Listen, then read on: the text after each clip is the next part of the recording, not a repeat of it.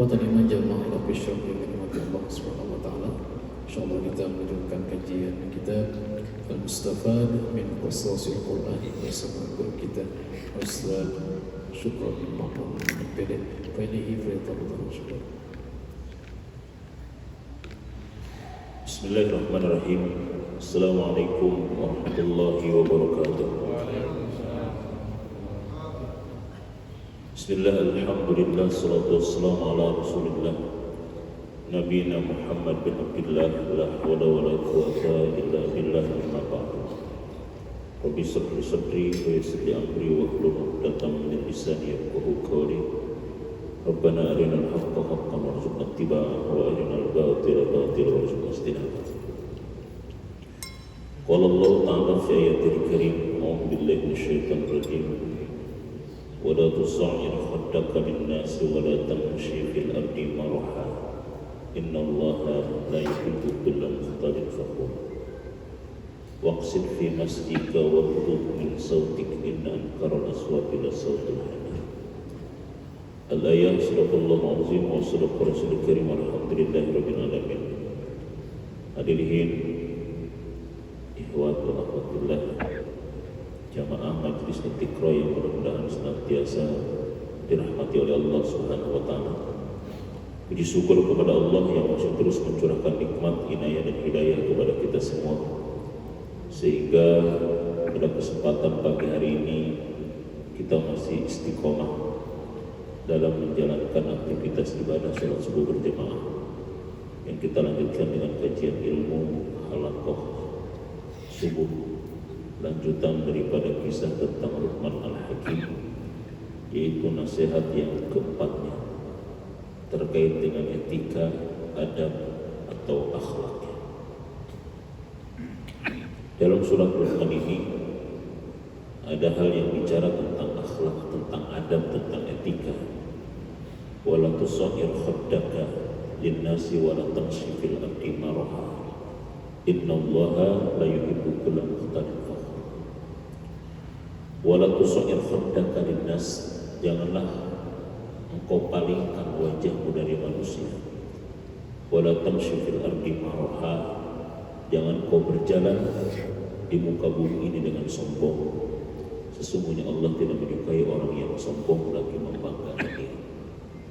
Jadi di antara pendidikan Luqman itu adalah tentang akhlak, tentang adab, tentang etika.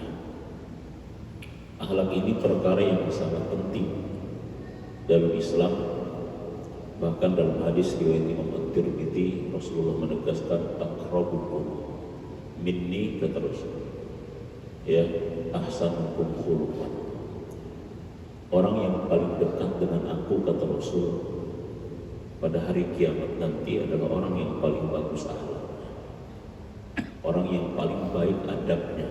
Itu manusia nanti yang paling dekat dengan Rasulullah pada hari kiamat.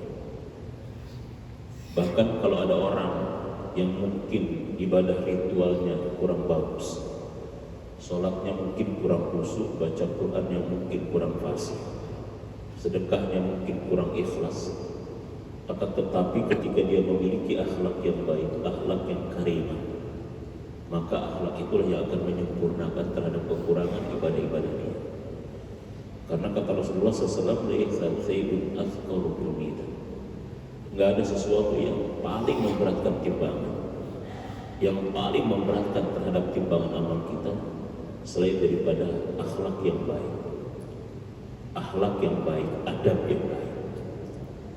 Makanya Ibnu Mubarak atau Abdullah bin Mubarak pernah mengatakan, ta'allamna adab 30 aman thumma ta'allamna ilm 20. Kami ini belajar adab 30 tahun, sedangkan belajar tentang ilmu kami hanya 20 tahun. Artinya adab itu, akhlak itu lebih lama dipelajari dibandingkan daripada ilmu. Imam Al-Khwarizmi, bapak matematik dalam Islam, itu pernah ditanya tentang manusia. Imam Al-Khwarizmi ditanya tentang manusia. Ya Syekh, siapakah manusia itu? Kata Imam Al-Khwarizmi, manusia yang berakhlak itu nilainya 1. Manusia yang berakhlak itu nilainya 1. Kalau dia ada tampangnya, ada gantengnya, nambah 0 jadi 10. Kalau dia ada turunannya yang baik, maka nambah 0 jadi 100. Kalau dia ada akhlak, kalau dia ada dunianya, nambah 0 jadi 1000. Akan tetapi kalau misalkan nomor 1-nya nggak ada, itu hanya 0, 0, 0 tanpa nilai. Jadi dia misalkan punya ganteng, punya cantik, kemudian dia punya turunan yang baik, kemudian dia punya harta, dia punya ilmu, itu kan 0, 0, 0. Kalau angka 1-nya tidak ada, bernilai nggak kira-kira? Bapak punya 0, ada 10 nolnya, tapi nggak ada 1-nya, punya nilai nggak kira-kira? Jadi begitu. Kalau akhlak tidak ada nomor 1-nya, walaupun ada gantengnya, walaupun turunan yang baik, walaupun duitnya banyak, walaupun ilmunya tinggi, nggak ada nomor 1-nya, 0, 0, 0 yang tanpa nilai. Begitu kata Imam Al-Khawarij di bapak matematik. Makanya penting. Dan dalam nasihat-nasihat Luqman ini mengandung akhlak yang sangat tinggi, luar biasa.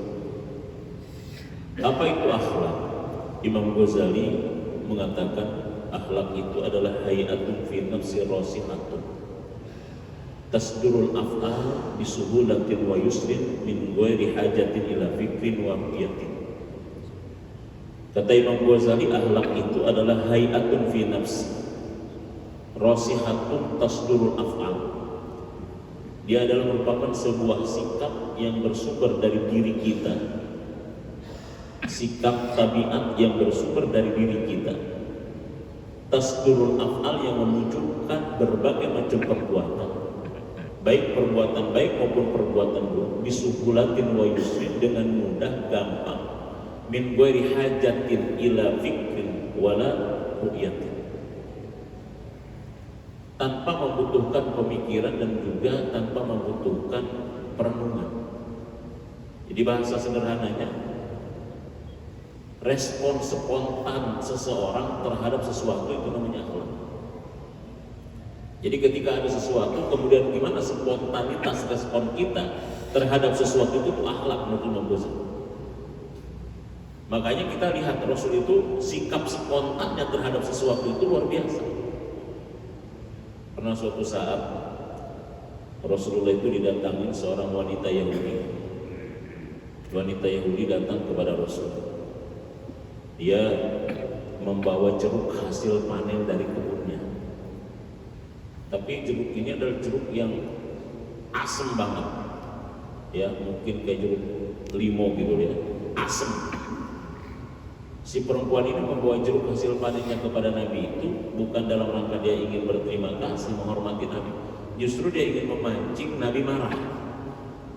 Sehingga kalau Nabi marah nanti dengan sikap spontannya itu, apalagi di kalangan di depan para sahabatnya, dia akan ekspos ternyata Muhammad itu pemarah, temperamen. Dibawalah jeruk itu. Dia ketemu dengan Nabi. Kebetulan Nabi sedang kumpul-kumpul dengan para sahabat. Ketika kumpul-kumpul dengan para sahabat, si perempuan Yahudi itu memberikan kepada Nabi, "Ya Muhammad, aku bawakan hadiah ini, jeruk hasil panen daripada kebunku. Barangkali kalau kau yang makan, kau yang cicipi, nanti jadi berkah." Orang Yahudi aja tahu berkah kayaknya. Dikasih itu jeruk kepada Nabi. Pas dikasih jeruk kepada Nabi, si perempuan ini, kata perempuan ini, "Ya Rasul, ya Muhammad, aku nggak mau pergi sebelum kau makan jeruk itu. Aku ingin tahu." Ya, kemudian si perempuan ini setelah ngasih makan jeruk kepada Rasulullah, dia tidak pergi sampai Rasul makan jeruk itu. Dikupas jeruk itu sama Rasul, dimakan satu. Setiap sekali menghabiskan satu jeruk, Rasulullah tersenyum.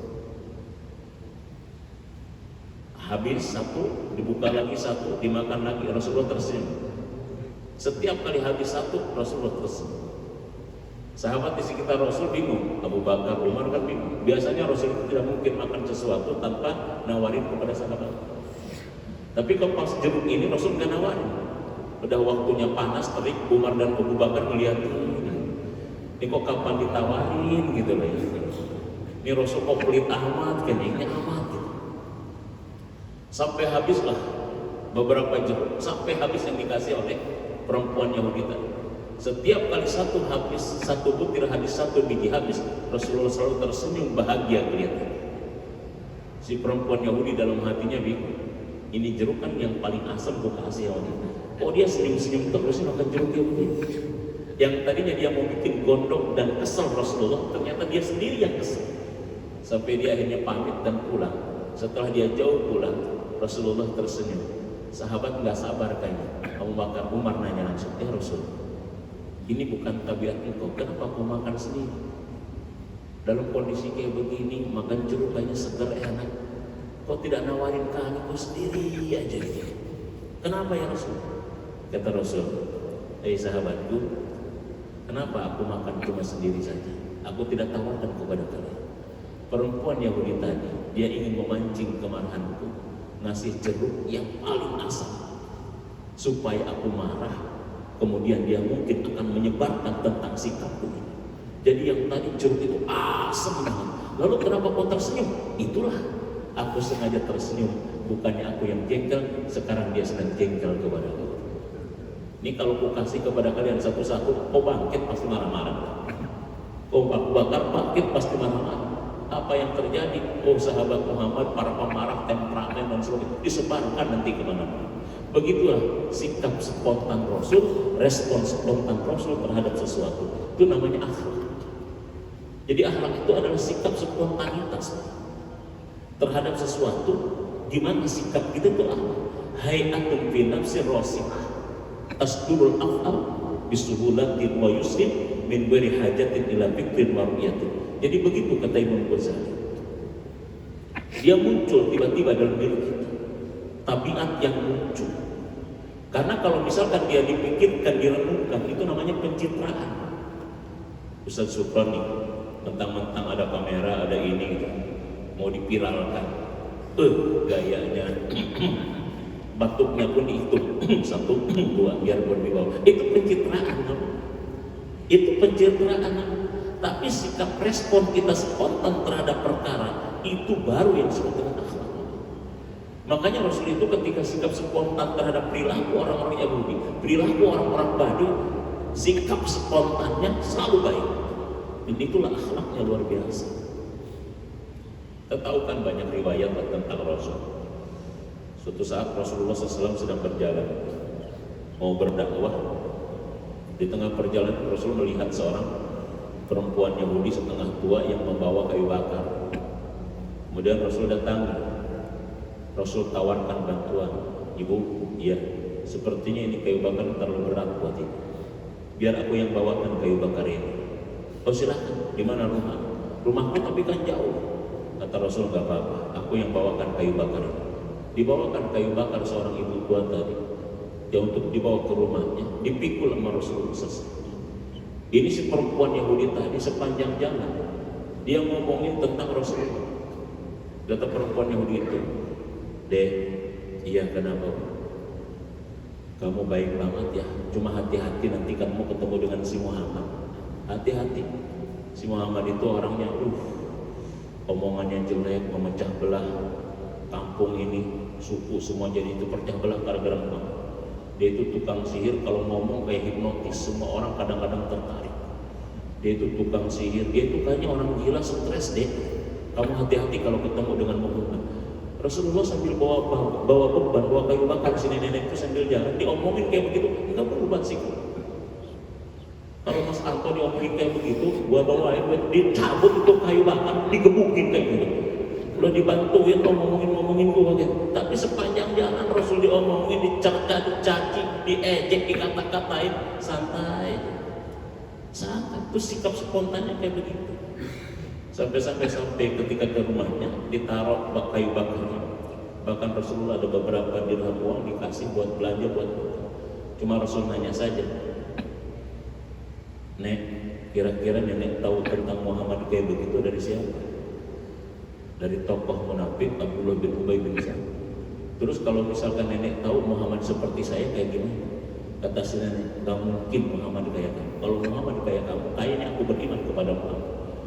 Rasulullah mengatakan, "Nek, akulah yang bernama Muhammad itu." Jatuh wajahnya. Itulah Rasulullah Sallallahu Alaihi Wasallam. Sikap spontannya terhadap sesuatu begitu indah, luar biasa. Makanya memang akhlak begitu. Ini akhlak. Cuma kata Imam Ghazali, akhlak itu ada sesuatu yang memang jibiliyah, bawaan, tabiat bawaan dalam diri kita. Ada muktasabah, ada sesuatu yang dibina, yang dididik, yang diusahakan. Makanya kenapa kita disuruh sekolah pendidikan? Karena kita supaya akhlak yang keluar dalam diri kita adalah akhlak yang baik. Akhlak baik, akhlak kepada Allah, kepada manusia, dan kepada yang lain. Jadi ada akhlak jibiliyah, bawaan dari kita lahir, tabiat yang muncul dari kita lahir. Ada yang disebut dengan al-muktasabah.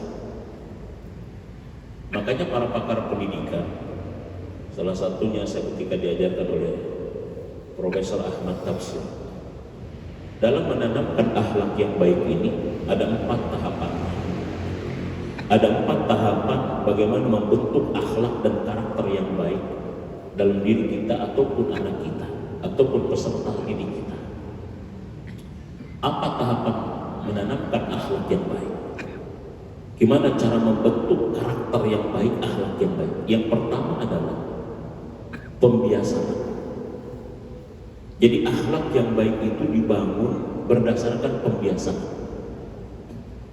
Makanya dalam agama kita, kenapa Rasulullah perintahkan anak itu sholat di umur 7 tahun? Padahal anak itu kalau laki-laki kata Imam Syafi'i baliknya 15 tahun. Kenapa Rasulullah perintahkan 7 tahun anak sudah sholat? Padahal kata Imam Syafi'i baliknya anak itu 10-15 tahun atau kalau dia sudah mimpi. Tapi kenapa dari kecil sudah diperintahkan sholat? Ini Rasul ingin mengajarkan pembiasaan. Pembiasaan pertama. Makanya 10 tahun kalau tidak sholat dipukul kata Rasul. Kalau nggak jenggotan, udah jenggotan nggak sholat juga, bukan dipukul lagi ini. Dicoret dari kartu keluarga kalau perlu gitu. Jadi pembiasaan. Makanya paksa dulu, sudah dipaksa bisa, sudah bisa biasa, sudah biasa jadi watak, jadi akhlak, jadi budaya, jadi karakter. Jadi pertama paksa, sudah dipaksa bisa, sudah bisa biasa, sudah biasa budaya, sudah budaya jadi watak, jadi karakter. Makanya kita kepada anak yang di bawah umur tidak bisa demokratis. Anak baru kelas 3 SD, mentang-mentang pingin aku adalah bapak yang paling demokratis. Nah, kamu mau sholat silahkan, nggak sholat silahkan. Kamu main game terus silahkan, kamu juga nggak main game terus. Bapak ini adalah bapak demokratis. Nggak bisa kayak begitu. Ada waktunya anak itu dipaksa dulu. Dengan soal demokratis. Kami adalah keluarga paling demokratis. Dek, kamu mau cari pasangan yang beda agama pun silahkan. Bapak demokratis Indonesia, gagal amat kayak gitu. Nggak bisa kayak begitu. Pertama paksa, bisa, biasa, budaya, watak. Pembiasaan yang pertama dalam agama kita. Makanya kan ada hadis Rasulullah SAW ya. Barang siapa yang membiasakan sholat berjamaah selama 40 hari ya. Jadi ternyata pembiasaan, konsep pendidikan dalam Islam, pembiasaan itu dimulai 40 hari. Ya, ini yang kadang-kadang diambil konsep ini oleh zaman tabligh. Biasanya dia begini, bukan istri 40 hari kalau mereka bilang. 40 hari dia keluar biasanya. Sholat 40 hari. Tidak meninggalkan jamaah selama 5 waktu. Baik itu nanti menjadi biasa. 40 hari jangan tinggalkan. Baca Quran selama 40 hari, jangan tinggalkan selama 40 hari misalnya. Sedekah selama 40 hari. Zikir selama 40 hari. Itu ada proses pembiasaan. Dalam hadis Nabi kenapa sampai 40 hari? Mungkin setelah 40 hari nanti ada pembiasaan. Sudah biasa kita nanti jadi watak, jadi budaya kita. Ini yang pertama pembiasaan. Apapun harus dibiasakan. Ya, kenapa kita sudah biasa sholat, gak berani ninggalin sholat? Karena kita sudah biasa. Kita mungkin sehari kalau tidak baca Quran kayaknya ada sesuatu yang hilang. Karena sudah biasa. Maka pertama cara menanamkan akhlakul karimah, karakter yang baik, proses pertama adalah biasakan. Yang kedua apa? Pemotivasian, motivasi. Ya, motivasi, dorong, support agar orang berakhlak yang baik. Dalam hadis-hadis Rasulullah banyak sekali hadis-hadis yang menjelaskan tentang fadilatul amal. Fadilatul amal. Apa fadilatul amal? Fadilatul amal itu dalam rangka memotivasi. Makanya para ulama itu dalam kitab-kitabnya kenapa masih memasukkan hadis-hadis doif? Hadis doif itu menurut para ulama boleh digunakan ketika memotivasi amal. Kalau dasar amalnya ambil hadis yang paling sahih. Tapi kalau memotivasi kita untuk bisa beramal, silakan. Karena itu memotivasi. Saya lihat kenapa jamaah tabligh itu ibadahnya hebat-hebat, luar biasa. Mereka ngajinya fadilatul amal, nggak jadi masalah. Nggak ada manusia yang tanpa pamrih. Semua manusia pamrih. Makanya Allah buat Rasul pun selalu memberikan iming-iming kepada manusia. Udah diiming-iming aja kadang-kadang malas, apalagi kagak diiming-iming gitu. Apalagi Ramadan itu diiming-iming. Sampai-sampai Allah mengatakan bahwa Lailatul Qadar khairun min alfi syahrin. Lailatul Qadar lebih baik daripada 1000 bulan. Kalau kita ibadah pada malam itu, ibadah kita ibadah 1000 bulan, 83 tahun kita ibadah. Walaupun sudah diiming-iming kayak begitu, tetap pengen di rumah dulu. Orang lagi tikap ini istrikap ini. Ninggalin istri 10 hari kagak kuat itu kadang-kadang. Ayo, nggak mau. Padahal diiming-iming lebih baik dari 1000 bulan. Ada malaikat yang turun untuk menyelesaikan masalah kita. Begini. Tetap istrikap. Orang itikaf ini istrikap. Mending istri yang baru, masih yang itu juga kan. Jadi kita kadang-kadang seperti itu. Udah diiming-iming pun kadang-kadang kurang tertarik. Gimana kalau tidak diiming-iming gitu. Jadi banyak hadis-hadis yang menjelaskan tentang fadilatul amal. Baca Quran, barang siapa yang membaca 1 huruf dalam Al-Quran, 1 kebaikan dibalas 10 kebaikan. 3 huruf 30 kebaikan. Aku tidak katakan kata Rasul alif lam mim 1 huruf, melainkan alif 1 lam 1 mim sukun. Saya sudah hitung Quran pojok kita itu, saya hitung. Saya kalau baca Quran 1 lembar, 1 halaman, kira-kira berapa? Saya hitung ternyata 1 halaman Quran pojok ini sama Quran pojok 1, 2, 3, 4, 5, 6, 7, 8, 9, 10, 11, 12, 13, 14. Ada 15. Ada 15 lembar, 15 baris. Ini 1 barisnya saya hitung ada sekitar juga berapa nih? 1, 2, 3, 4, 5, 6, 7, 8, 9, 10, 11, 12, 13, 14, 15, 16, 17, 18, 19, 20, 21, 22, 23, 24, 25, 26, 27, 28, 29, 30, 31, 32, 33, 34, 35, 36, 37. 37 atau 40-an. Jadi Quran yang pojok itu ada 15 baris. 1 barisnya ada 14 huruf. 14 huruf. 1 barisnya ada 40 huruf. 40 kali 15 berapa? 40 kali 100 berapa? Kali 10 berapa?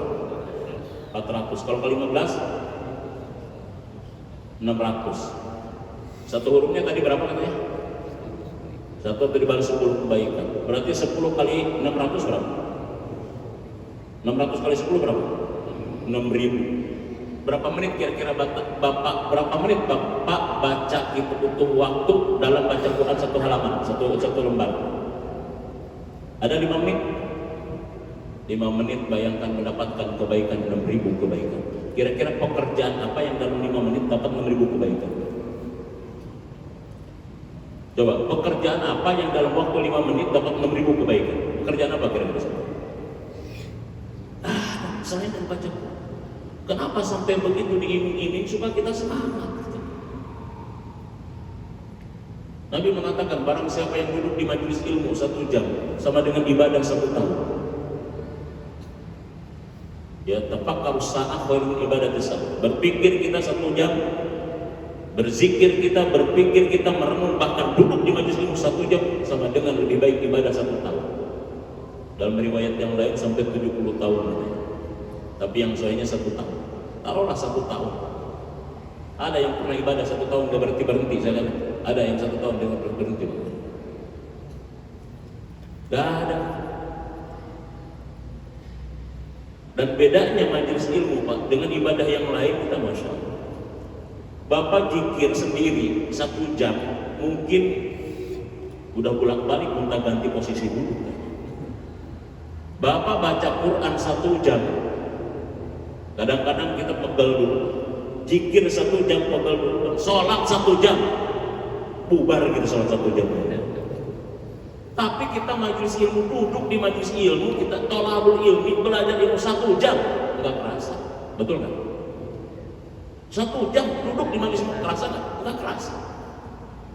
Ini udah berapa menit kita di belajar majelis? Saya nggak pegang jam.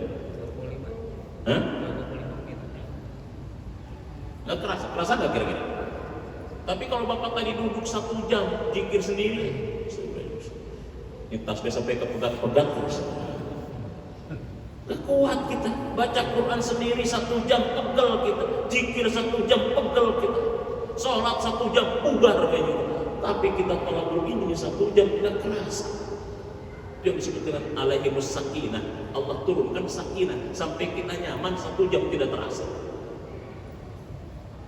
Lebih baik daripada ibadah 1 tahun. 2 jam 2 tahun.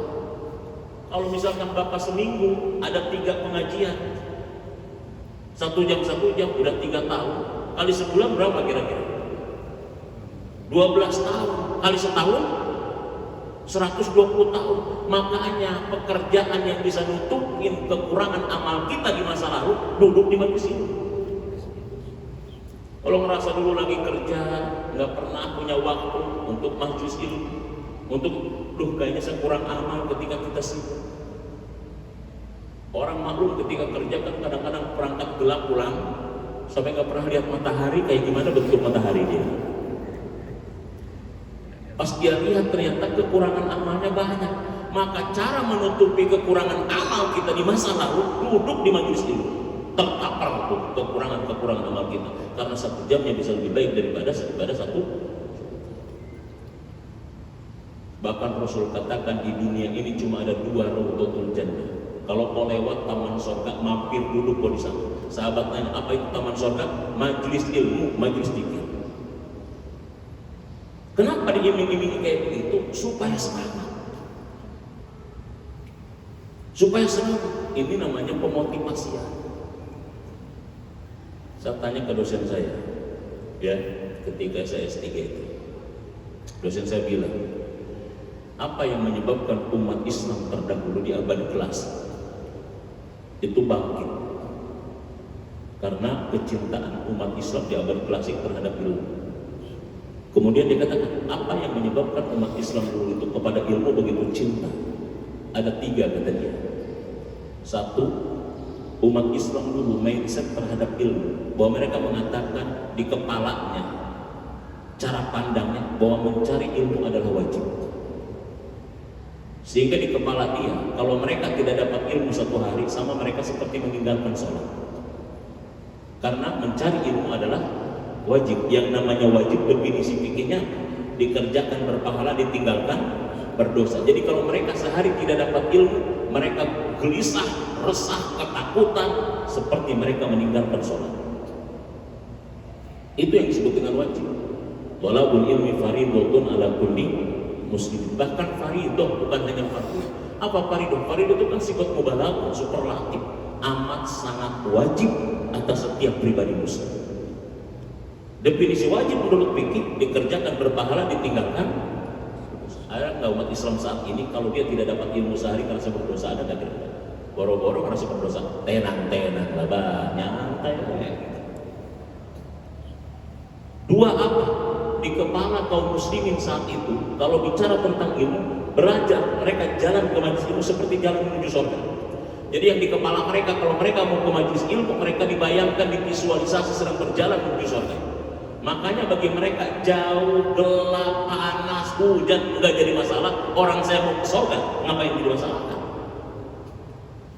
Saya tanya kira-kira, Bapak kalau misalkan mau ke surga, kira-kira ini surga tulisan, kira-kira hujan, gelap, jadi hambatan nggak?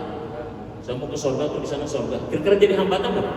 Nggak jadi hambatan. Itu yang ada di kepala orang-orang dulu. Kenapa mereka semangat? Hujan nggak jadi masalah, jauh nggak jadi masalah, panas nggak jadi masalah. Karena yang di kepala mereka ketika mereka berjalan ke majelis ilmu, yang di kepala mereka adalah surga. Man salaka tariqan yaltamisu fihi ilman, sahhalallahu lahu tariqan ilal jannah. Mereka sedang berjalan, aku bukan jalan ke majelis ilmu semata, aku sedang berjalan menuju surga. Baik itu panas, kerikil, terik, hujan, gelap, apapun jauh nggak jadi masalah. Orang aku mau ke surga, apa masalahnya? Makanya orang-orang dulu begitu luar biasa semangatnya, mindset mereka terhadap ilmu. Yang ketiga di kepala mereka, mencari ilmu sama dengan mencari kemuliaan. Sedangkan meninggalkan ilmu, meninggalkan kemuliaan. Yarfa'illahu alladhina amanu minkum walladhina utul ilma darajat. Kalau ingin mulia pakai ilmu. Itu yang ada di kepala Islam, umat Islam pada abad-abad awal. Kenapa Islam bangkit? Karena kecintaan terhadap ilmu. Kenapa mereka cinta terhadap? Ada 3 mindset di kepala mereka tentang ilmu. Jadi banyak. Ini namanya pemotivasi. Gak jadi masalah kita. Silakan kita baca-baca keutamaan sholat berjamaah, keutamaan thalabul ilmi, keutamaan zikir, keutamaan baca Quran, keutamaan sedekah. Baca keutamaan-keutamaan itu sebagai modal motivasi kita, mendorong kita untuk kita kuat beramal. Imam Qurtubi ini juga dikutip oleh Profesor Wahbah Juhaini dalam tafsir Munirnya. Ketika beliau menafsirkan Quran surat yang ke-67 ayat yang kedua. Ayat itu mengatakan, Alladzi khalaqal mauta wal hayata liyabluwakum ayyukum ahsanu amala. Dialah Allah yang telah menciptakan kematian dan kehidupan. Alladzi khalaqal mauta wal hayata. Dialah yang telah menciptakan kematian dan kehidupan sebagai bentuk ujian siapa yang terbaik amal. Kata Profesor Wahbah Juhaini yang dia kutip dari tafsir Imam Al-Qurtubi Jamil Ahkam. Kenapa dalam ayat ini kata mati didahulukan daripada kata hidup? Sedangkan manusia itu hidup dulu baru mati. Tapi dalam ayat ini dijelaskan Alladzi khalaqal maut, mati dulu baru hidup, wal hayat. Padahal manusia itu hidup dulu baru mati. Kata beliau apa? Perkara yang paling kuat dalam mendorong manusia untuk beramal soleh adalah ingat kematian. Jadi kematian adalah merupakan perkara yang paling kuat dan dominan untuk mendorong seseorang beramal soleh dan tidak melakukan keburukan. Kenapa Bapak tidak mau berani berbuat keburukan? Takut mati. Kenapa Bapak tetap ibadah sholat, rajin ibadahnya, rajin amal soleh? Karena kita takut mati. Kalau saya mati nanti nggak bawa amal gimana? Kematian adalah perkara yang paling kuat dalam memotivasi orang untuk beramal. Kalau dalam bahasanya Sigmund Freud itu kan psikoanalisa, ya, dalam teori psikoanalisanya kan psikologinya Sigmund Freud itu kan, yang mendorong manusia untuk berbuat sesuatu itu kan karena libido gitu. Libido. Makanya kalau kata Sigmund Freud, dan setiap manusia tidak ada yang bisa memuaskan tentang libidonya. Karena dia tidak bisa memuaskan tentang libidonya, makanya manusia itu mustahil bisa bahagia. Makanya teori psikologinya barat itu menyatakan kebahagiaan itu mustahil. Kalau senang iya, tapi kalau bahagia berat. Tapi kan dalam Islam kita diajarkan justru kita bisa bahagia. Banyak ayat yang mengatakan qad aflahal mu'minun, qad aflaha man tazakka, qad aflaha man zakkaha. Bahkan setiap hari kita diajak oleh Allah, hayya 'alas shalah, hayya 'alal falah. Bahagia, menang, sukses. Ya. Nah, jadi begitu. Nah, yang ketiga, menanamkan akhlak yang baik, karakter yang baik itu di samping memotivasi juga dengan cara apa? Dengan cara keteladanan. Keteladanan. Banyak yang memberi contoh tapi susah yang jadi contoh. Luqman Al-Hakim ditanya, rahasia Allah kasih dia hikmah. Luqman Al-Hakim ditanya rahasia dia di dalam mendidik anaknya bisa berhasil. Luqman, apa rahasianya sampai Allah kasih engkau hikmah? Apa rahasianya sampai Allah kasih engkau hikmah dan engkau mampu menjadikan anakmu yang tadinya musyrik kafir menjadi soleh? Apa rahasianya?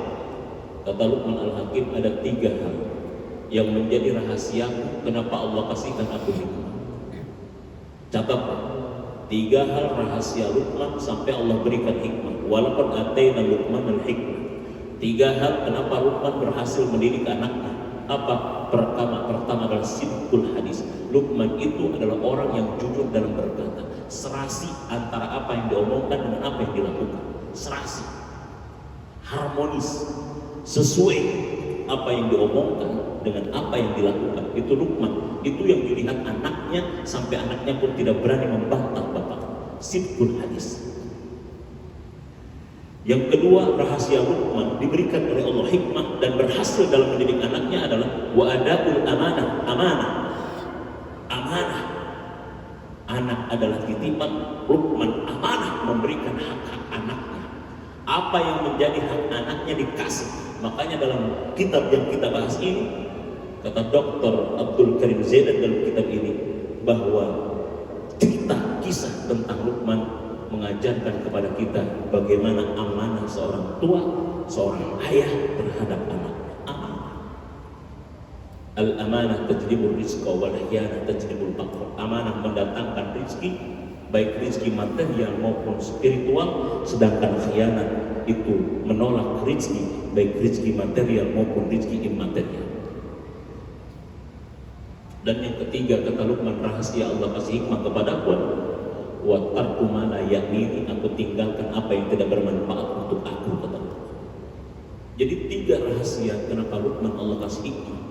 3 rahasia omongan Luqman begitu didengar anaknya sampai anaknya berhasil dijadikan anak yang soleh. Sidqul hadis, adabul amanah, tarku ma la ya'ni, meninggalkan apa yang tidak bermanfaat baginya. Jadi keteladanan penting. Makanya ada istilah lisanul hal afdal min lisanil maqal. Dakwah dengan sikap itu bisa lebih mati, lebih mantap, lebih berefek dibandingkan dengan dakwah dengan lisan, dengan perkataan. Ustaz lagi ngomong kayak begini, lagi ngomong di belakang saya atau samping saya ada yang gerak-gerak misalnya, ada yang narik, saya tanya kira-kira perhatian bapak ke saya atau ke yang narik kira-kira? Hah? Ada yang gerak-gerak. Di sini lagi pencak silat, orang lagi ceramah di sini. Perhatian bapak kemana kira-kira? Yang pencak silat atau yang ceramah kira-kira? Pencak silat. Jangankan gitu deh. Lagi ceramah nih, lagi ngedengerin, tiba-tiba di sana ada suara tang, gombreng. Itu semua tertuju ke sana kan. Jadi perkataan kalah dengan perilaku. Kita tuh banyak yang memberikan contoh, tapi yang menjadi contoh susah. Maka Rasul itu adalah uswah. Laqad kana fi Rasulillahi uswatun hasanah. Qudwah hasanah. Uswah hasanah. Contoh yang baik. Ada semuanya dalam diri Rasul. Makanya kita nyari contoh jangan susah-susah. Ngapain kita nyari contoh kepada yang lain? Contoh dalam pribadi Rasul. Semua ada di dalam pribadi Rasul. Makanya dikatakan laqad kana lakum fi Rasulillahi uswatun hasanah. Uswatun itu kan isim nakirah. Isim nakirah itu maksudnya sifat umum, sifat umum. Umum itu artinya Rasul itu dijadikan contoh untuk siapapun dan bagi profesi apapun. Mau dijadikan contoh bagi kepala rumah tangga, Rasul sebagai kepala rumah tangga. Mau dijadikan contoh Rasul sebagai suami, Rasul sebagai suami.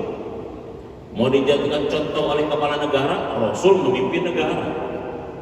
Mau dijadikan contoh bagi para pedagang, Rasul pedagang, pebisnis. Mau dijadikan contoh oleh dai, Rasul dai.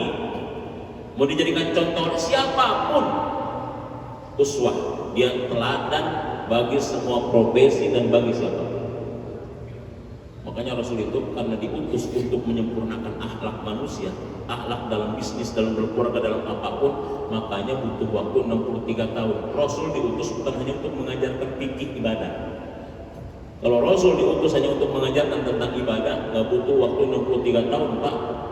Ngajarin ibadah mah 1 tahun juga beres. Tapi Rasul ingin mengajarkan memperbaiki seluruh kehidupan manusia. Ini keteladanan. Dan yang terakhir, yang keempat, menanamkan akhlak dengan cara reward and punishment. Penegakan aturan. Aturan ditegakkan agar akhlak itu tegak. Makanya dalam agama kita, pendidikan itu, dalam agama kita hukum itu dua unsur.